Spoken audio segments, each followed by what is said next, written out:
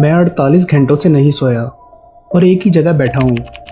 ना मैं यहाँ से उठ सकता हूँ और ना ही सो सकता हूँ।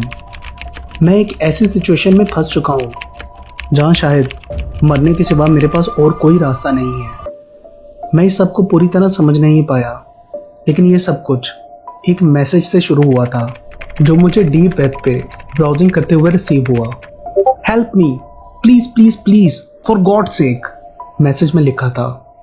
पहले मैंने उस मैसेज को इग्नोर कर दिया, ये सोचकर कि ये कोई स्कैम है या प्रैंक होगा। पर तभी मुझे दूसरा मैसेज आया। देखो, मैं जानता हूं कि तुम मेरे मैसेजेस पढ़ रहे हो। मैं तुम्हारे साथ कोई स्कैम नहीं कर रहा, ना ही ये कोई मजाक है। मुझे 1 मिनट दे दो, मैं जो कह रहा हूं वो सुन लो, बस मेरी जान बच जाएगी। मैंने कभी इस तरह के मैसेजेस का रिप्लाई नहीं किया था, लेकिन वो जो कोई भी था किसी मुसीबत में लग रहा था। मैंने सोचा इधर उधर ब्राउजिंग करने की बजाय इसकी बात सुन ली जाए। मैंने रिप्लाई किया, ओके फाइन, कहो जो कहना है। Thank God you replied. मैंने कहा, नो प्रॉब्लम, मैं कैसे तुम्हारी हेल्प कर सकता हूँ। मेरा नाम सैम है। शायद आज मेरी जिंदगी की आखिरी रात है। मैं बस तुम्हें अपनी कहानी सुनाना चाहता हूँ। मैं चाहता हूँ कि इस दुनिया में किसी को तो पता हो कि मेरे साथ क्या हुआ था। मुझे स्टोरी सुनना पसंद नहीं था, लेकिन उसकी बातें बहुत इंटरेस्टिंग लग रही थी। सो आई रिप्लाइड, ठीक है, सुनाओ अपनी कहानी। क्या तुम चाहते हो कि मैं तुम्हारी कहानी किसी को फॉरवर्ड करूं? मैंने पूछा। नहीं, मैं बस ये चाहता हूं कि किसी को तो पता हो कि मेरे साथ क्या हुआ था। उसने जवाब दिया, ओके सुनाओ, क्या कहानी है तुम्हारी। मैं क्यूरियस होके चेयर पर बैठ गया, उसके मैसेज के इंतजार में। तुम्हें 2009 में YouTube पर आने वाले उन वार्निंग कमेंट्स का पता है? उसने पूछा। हाँ, वही कमेंट्स ना, कि ये कमेंट 7 जगह पर रीपोस्ट करो वरना तुम मारे जाओगे, इस तरह के कमेंट्स। आई रिप्लाइड, हाँ एग्जैक्टली वही कमेंट्स। मैं हमेशा उन कमेंट्स को इग्नोर कर देता था। मैं तब बच्चा था, लेकिन इतनी सेंस मुझे भी थी कि ये सब स्कैम है। वो सिर्फ किसी चीज को वायरल करने के लिए ऐसा करते थे। मैंने कभी ऐसे कमेंट्स को रीपोस्ट नहीं किया। सैम ने कहा, वो सब एक प्रैंक हुआ करता था, नथिंग रियल। और मैं उन सब कमेंट्स को भूल चुका था। लेकिन 2 दिन पहले मैंने कुछ ऐसा ही डार्क वेब के एक फोरम पर देखा। मुझे साइट का नाम तक याद नहीं है, लेकिन वो मैसेज बहुत ही ज्यादा वियर्ड था। उस वक्त तक मैं 100% श्योर था कि सैम मेरे साथ कोई प्रैंक कर रहा है, लेकिन उसकी स्टोरी मुझे इंटरेस्टिंग लग रही थी। सो मैंने पूछा, क्या था उस मैसेज में? ही रिप्लाइड, हर किसी की जिंदगी में एक वक्त आता है जब हमें चूज करना पड़ता है कि अपनी जान बचाएं या दूसरों की। मैं कमजोर हूं, लेकिन शायद तुम बहादुर हो। पीछे मुड़ के मत देखना, आई बेग यू, क्योंकि वो तुम्हारे पीछे खड़ा है, आहिस्ता आहिस्ता करीब आ रहा है। पीछे मत देखना। मुझे ये सब स्केरी तो नहीं लग रहा था, लेकिन मैं अजीब सा महसूस करने लगा था। मैंने रिप्लाई किया, बस यही स्टोरी थी। नहीं रुको, मुझे नहीं पता कि ये सब कैसे रुकेगा। मैं जानता हूं तुम मुझे पागल समझ रहे होगे, लेकिन सच में मैं 3 दिनों से नहीं सोया और एक ही जगह बैठा हूं, इस डर से कि मैं मरने वाला हूं। मैंने एक बार भी पीछे मुड़ के नहीं देखा, क्योंकि मैं जानता हूं कि वो मेरे पीछे खड़ा है और मैंने पीछे देखा तो वो मुझे मार डालेगा। उसकी कहानी अजीब थी। मुझे सब पे यकीन तो नहीं आ रहा था, लेकिन मुझे अब अपनी फिक्र होने लगी थी। मैंने पूछा कि अगर तुमने पीछे मुड़ के ही नहीं देखा तो तुम्हें कैसे पता कि वो तुम्हारे पीछे है? क्या उसकी आवाज सुनाई देती है तुम्हें? कुछ देर के लिए उसका मैसेज नहीं आया एंड देन उसने कहा, मैं जानता हूं कि वो मेरे पीछे है। मैं ये सब एक्सप्लेन नहीं कर पा रहा। जब से मैंने वो मैसेज पढ़ा है, मेरे रूम में जैसे कुछ बदल सा गया है। I don't know what, but something has changed. मैं उसे अपने पीछे महसूस कर सकता हूं। देखो, इसमें कोई लॉजिक नहीं है। I think your story is fake.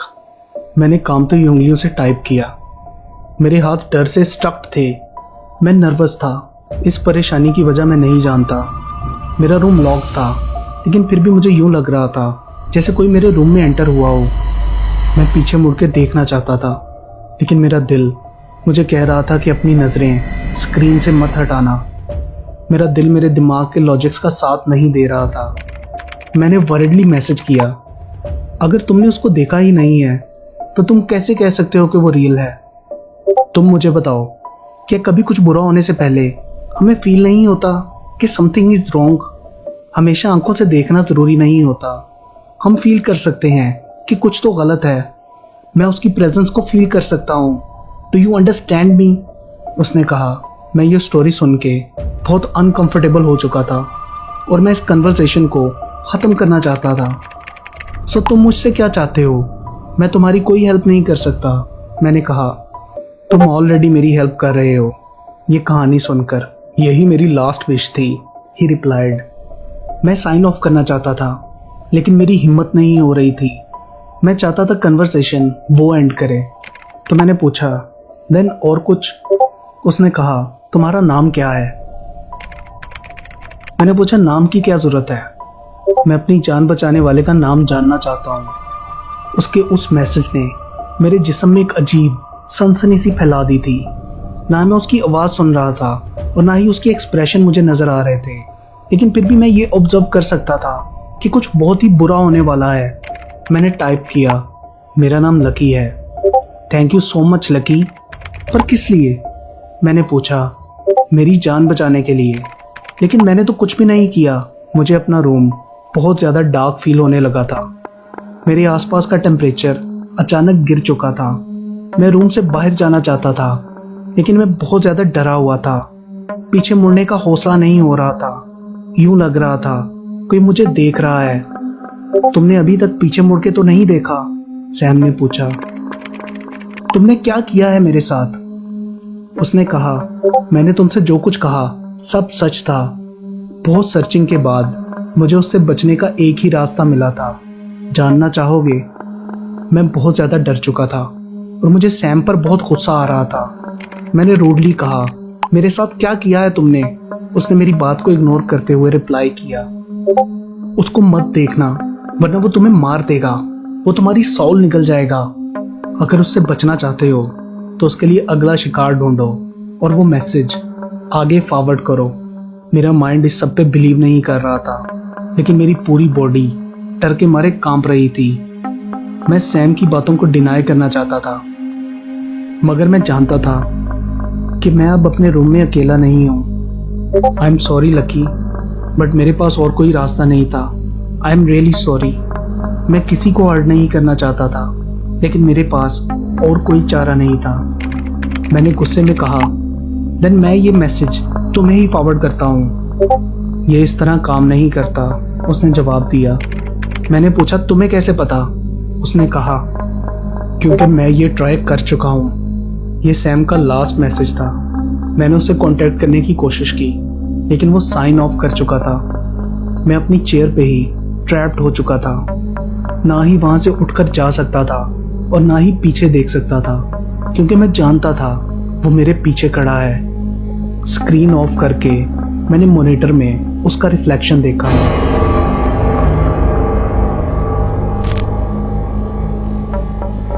वो बहुत ही भयानक था और मेरे रूम के कोने में खड़ा था। रिफ्लेक्शन इतना क्लियर नहीं था लेकिन एक बात ऑब्वियस थी कि ये सब कुछ 100% रियल है।